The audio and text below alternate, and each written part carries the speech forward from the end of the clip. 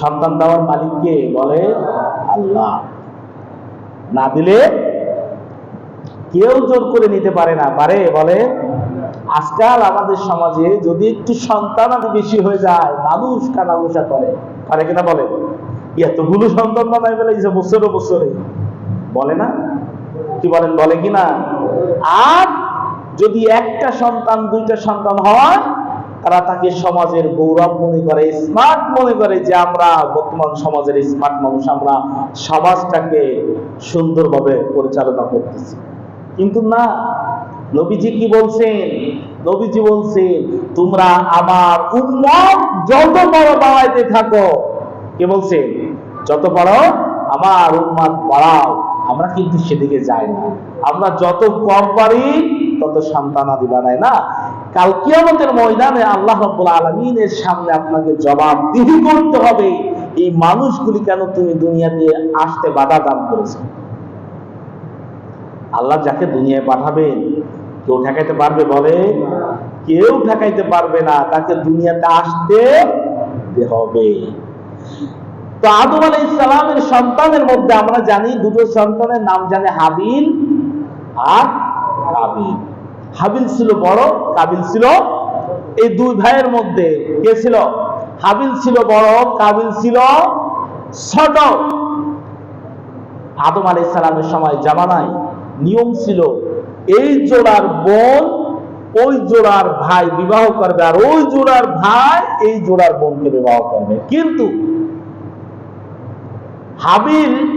হাবিলের সাথে যে বোনটি জন্মগ্রহণ করেছিল, এই বোনটি ছিল কালো, আর কাবিলের সাথে যে বোনটি জন্মগ্রহণ করেছিল সেই বোনটি ছিল সুশ্রী, সুন্দর।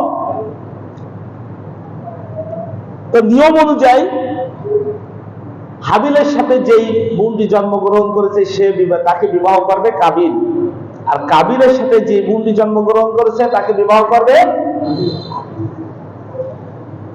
তো যখন হাবিল দেখলো যে আমি যাকে বিবাহ করব, আমি যে বোনটাকে বিবাহ করব সেই বোন কালো, অর্থাৎ কাবিল মেনে নিতে পারলো না। তখন তাদের মধ্যে দ্বন্দ্ব শুরু হয়ে গেল। আদম আলাইহিস সালাম বললেন, এই ফয়সালাটা আল্লাহ তাআলা করে দিয়েছেন, সুতরাং যেহেতু তুমি মেনে নিতে পারতেছো না, সুতরাং তোমরা দুজন আল্লাহর নামে কুরবানি করো। কার নামে? আল্লাহর নামে কুরবানি করো। হাবিল আর কাবিল দুজনে কুরবানি করলো। মরুভূমির ভিতরে যে বিরাট মাঠের ফাঁকা জায়গায় যে কুরবানি করলো, কুরবানি করে, আগেরকার নিয়ম ছিল কুরবানি করে কুরবানির এক স্থান থেকে সরে আসতো। যার কুরবানি আল্লাহ তাআলা পছন্দ করতেন, তার কুরবানি আসমান থেকে আগুন দিয়ে সে কুরবানির পশুটা বা সেই জিনিসটা, সেই বস্তুটা উড়াইয়া দিতেন।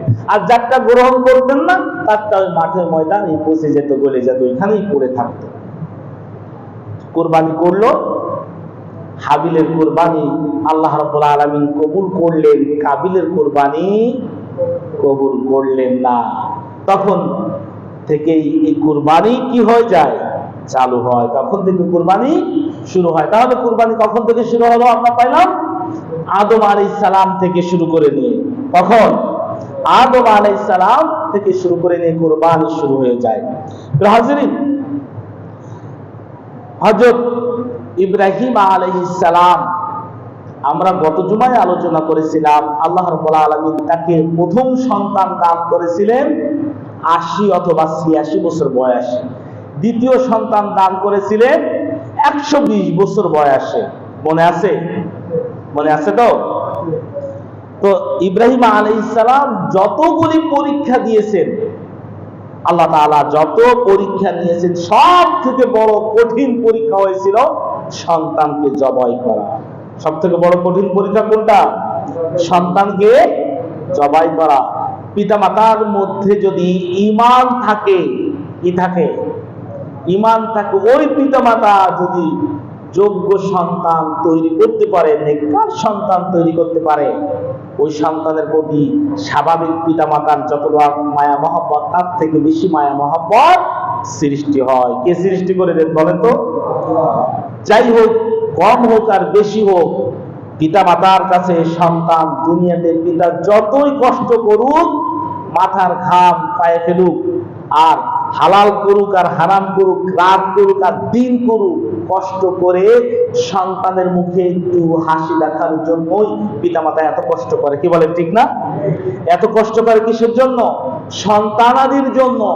পিতা রমজান মাসের ঈদের সময়, কুরবানির ঈদের সময় একটা ভালো কাপড় পরতে পারে না, বানায় না, কিন্তু চিন্তা করে আমি ভালো কাপড় বানাই নাই, কিন্তু আমার সন্তানটাকে যেন একটা ভালো জুতা, ভালো একটা জামা বানায় দিতে পারি, মানুষ যেন আমার সন্তানটা যেন আনন্দ পায় যে অমুকের সন্তান যাচ্ছে, সে সুন্দর কাপড় পরছে। পিতামাতার কাপড় তখন আর নিজের দিকে তাকায় না, তখন কার দিকে তাকায় বলেন? সন্তানের দিকে। অর্থাৎ এখান থেকে বোঝা যায় নিজের জীবনের থেকেও বেশি সন্তানাদিকে বেশি ভালোবাসে পিতামাতা। কি বলেন, ঠিক কিনা? নিজের জীবনের থেকেও বেশি ভালোবাসে। তো নিজে তখন বাঁচতে চায় না, বাঁচে কার জন্য? বাঁচে কার জন্য পিতামাতা বলেন তো? কার জন্য? যারা এখনো পিতা সন্তানাদি হয় নাই, পিতামাতা হইতে পারেন নাই, তারা জবাব দিচ্ছেন এখন সন্তানের মর্ম বোঝে না, সেই জন্য পিতামাতা বাঁচে সন্তানের জন্যই, যে জানো তার একটা ভালো কল্যাণ কিছু আমি করে দিয়ে যেতে পারি, সেই জন্যই।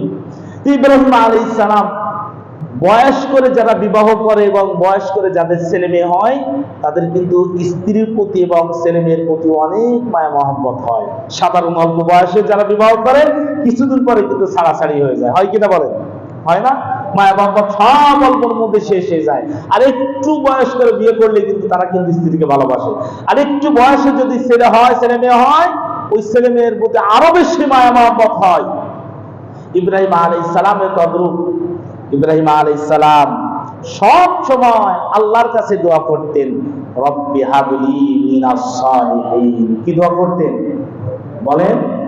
কি দোয়া করতেন? রব্বি হাবলি মিনাস সালিহিন, আল্লাহ আমাকে একটা নেককার সন্তান দান করো। আমাদেরও দোয়া। কি কার দোয়া বলেন? আমাদেরও দোয়া। আমরা দোয়া করবো আল্লাহর কাছে সব সময়, আল্লাহ রব্বি হাবলি মিনাস সালিহিন। কি দোয়া করবো বলেন? পরে সন্তানাদি হয়ে গেছে, চিন্তা করতেছেন আর আমার মনে হয় সন্তানাদি হবে না, তাহলে আমি এখন আর পড়ে লাভ কি? এরা অনেকে চিন্তা করতেছেন দাড়ি পেকে গেছে, স্ত্রী নাই, হ্যাঁ, এটা চিন্তা করতেছেন না। আপনিও সব সময় এই দোয়া করবেন, আপনার স্ত্রী নাই তাতে কি হয়েছে, আপনার যে সন্তান আছে সেই সন্তানটাকে আল্লাহ তাআলা নেককার সন্তান বানায় দিবেন। সুবহানাল্লাহ। সন্তানের জন্য দোয়া করবেন না? এই জন্য সবসময় কি বলবেন? রব্বি হাবলি, বলেন রব্বি হাবলি মিনাস সালিহিন, আল্লাহ আমাকে নেককার সন্তান দান করো। কি সন্তান? নেককার সন্তান দান করো। এক লোক মাহফিলে গেছে, শুনছে যে রব্বি হাবলি মিনাস সালিহিন একটা ভালো দোয়া। ওই লোক প্রতিদিন প্রতি নামাজে, প্রতি 5 ওয়াক্ত নামাজে দোয়া করে রব্বি হাবলি মিনাস সালিহিন, আর প্রতি বছর আল্লাহ তাআলা তাকে একটা নেককার সন্তান দান করে।